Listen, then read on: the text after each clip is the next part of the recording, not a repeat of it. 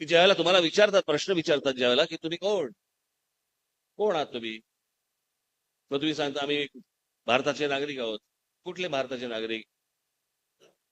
आम्ही महाराष्ट्रातले नागरिक आहोत. अच्छा, महाराष्ट्रातले नागरिक. कुठले महाराष्ट्रातले नागरिक?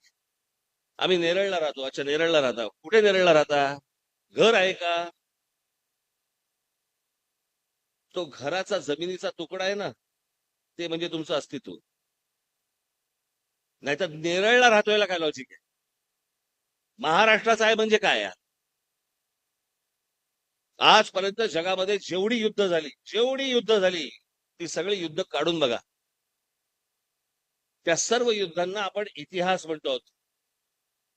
आणि जगामधला कोणताही इतिहास हा भूगोलाशिवाय पूर्ण होत नाही. भूगोल म्हणजे जमीन,